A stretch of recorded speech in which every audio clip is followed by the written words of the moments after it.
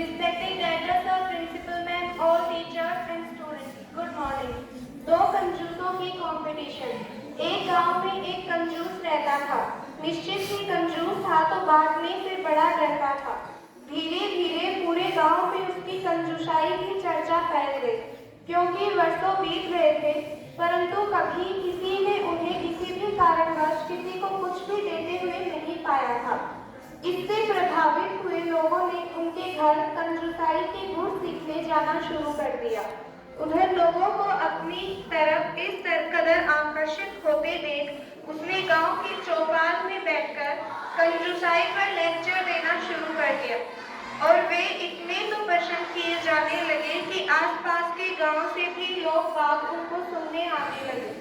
लेकिन वक्त एक सा नहीं चलता। अचानक कुछ गांव दूर एक और कंजूस प्रसिद्ध होने लगा।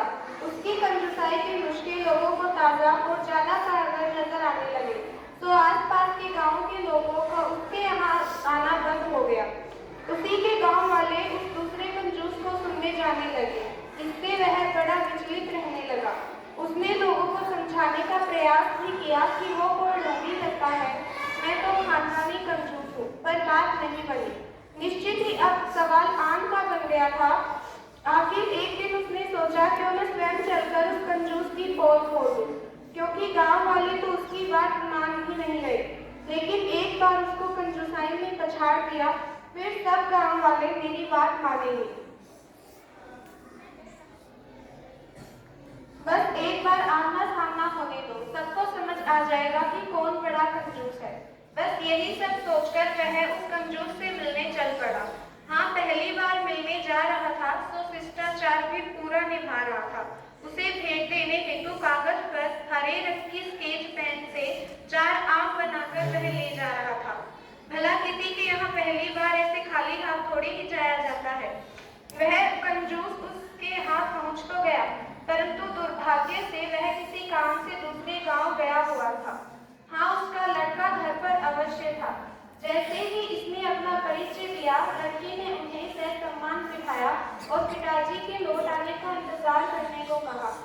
लड़के ने स्वाभाविक रूप से उसकी कंजूसाई के बड़े चर्चे सुन रखे थे। इधर कंजूस ने भी सोचा कि जब आए हैं तो मिलके ही जाए, तो उसने भी इंतजार करने की ठान ली। लेकिन संध्या तक भी वह दूसरा कंजूस लौटकर नहीं आया। बस उसके सब्र का बांध टूट गया। आखिर उसको अपने गांव लौटकर वापस भी जाना था। तो उसने सोचा मुलाकात न हुई न सही, कम से कम अपनी कंजूसी के निशान तो छोड़कर जा ही सकते हैं। बस उसने अपने साथ लाई भेंट लड़के को देते हुए कहा, लो यह भेंट, तुम अपने पिताजी को दे देना और उन्हें मेरा नमस्कार कहना। इतना कहकर वह मुड़ने को ही था कि लड़के ने भेंट देखते हुए उन्हें रोका और तुरंत बोला, पिताजी का यह स्पष्ट निर्देश है कि कोई व्यक्ति भेंट लाए तो उसे खाली हाथ मत जाने देना। यह सुन कंजूस तो बड़ा खुश हुआ। लोग भेंट के बदले भेंट दे रहा है, काहे का कंजूस। अब मैं तो कागज पर बने आम दे रहा हूँ, परंतु वह तो कुछ अच्छा देगा।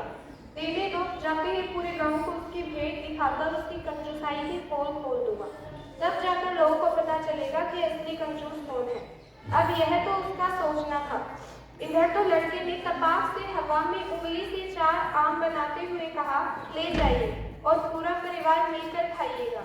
बेचारे कंजूस का तो कंजूसाई का पूरा नशा ही उतर गया। वह उल्टे पांव जो दौड़ा तो सीधे अपने गांव में जाकर ही दम लिया। उसे समझने देर न लगी कि जब बेटा ऐसा है तो बात कैसा होगा। यह तो ठीक, पर उधर रात में जब उसकी दी हुई भेंट उसने पिताजी को बताई और फिर बड़ा तनते हुए बोला कि हवा में आम बनाकर चतुराई से भरी भेंट मैं लूंगी। उसने सोचा था कि पिताजी शाबाशी देंगे, लेकिन यहाँ तो कमाल ही हो गया। बेटा जहाँ पिताजी से शाबाशी की उम्मीद कर रहा था, वहीं पूरी बात सुनकर पिताजी ने बेटे को डांटते हुए कहा, मुझ आम छोटे नहीं बना सकता था। सार, अक्सर मनुष्य अपने अवगुणों को इतनी दृढ़ता से पकड़े रहता है कि समय के साथ वह उसे अपना गुण मानने लग जाता है, और वह भी इस कदर कि अपने उस अवगुण को गुण के नाम पर अपने बच्चे तक को देने पर उतारू हो जाता है। Thank you.